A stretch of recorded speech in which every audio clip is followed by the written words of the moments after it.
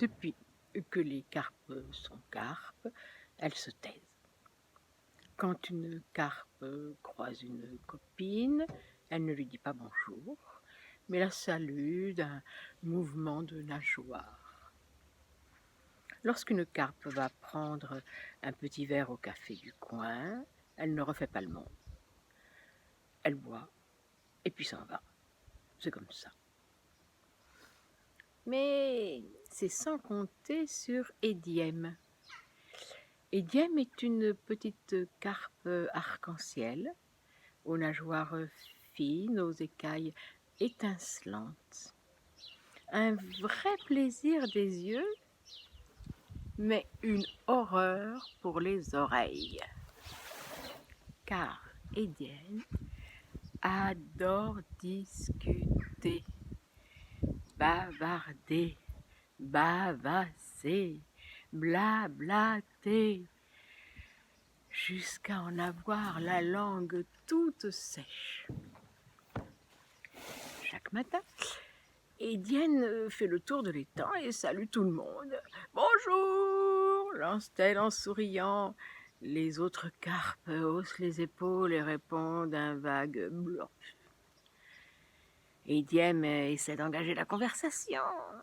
Quelle belle journée, n'est-ce pas? L'eau est claire, les pêcheurs sont absents, le plancton est frais. Il n'y a personne pour desserrer les dents. Alors, le soir, Édième rentre chez elle sans avoir discuté avec personne. Tristement, devant son miroir, elle se parle à elle-même en faisant plusieurs voix. Au bout d'un certain temps, ça devient un peu lassant. Elle sait toujours ce qu'elle va répondre. Pourtant, un jour, un événement va tout changer. Une anguille géante qui s'est laissée porter par le courant d'un ruisseau voisin arrive jusqu'à l'étang.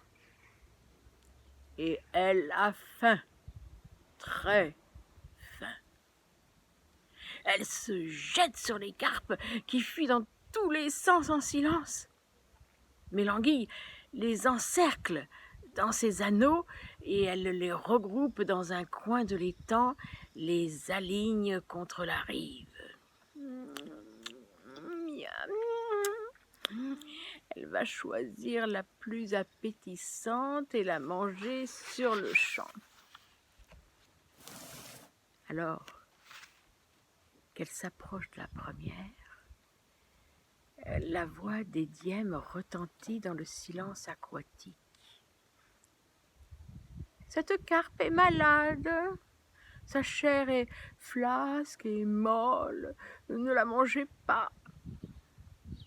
L'anguille tâte la carpe et passe à la suivante. Celle-ci ne va pas bien non plus. Regardez ses yeux vitreux. Ne la croquez pas, dit une nouvelle fois Édienne.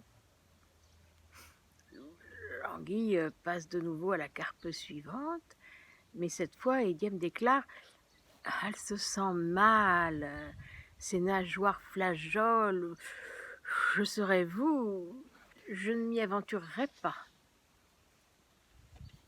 L'anguille géante, énervée, s'approche d'Édième, les dents en avant. « Et toi qui parles tant, pourquoi ne te mangerais-je pas ? » ?»« Parce que moi aussi, je suis malade. Nous avons mangé du plancton pourri et sommes toutes contaminées. Mais nous adorons discuter. Écoutez. » Édième fait signe aux carpes de se mettre à parler. Immédiatement, les carpes commencent à discuter, bavarder, bavasser, on ne peut plus les arrêter. L'anguille s'enfuit en ondulant. Ces carpes bavardes sont malades à n'en pas douter. Elle ne veut pas s'empoisonner. Depuis ce jour, on n'entend plus dans l'étang. Les carpes, on ne s'entend plus, dans l'étang. Les carpes ont tellement aimé parler qu'elles blabattent à longueur de journée.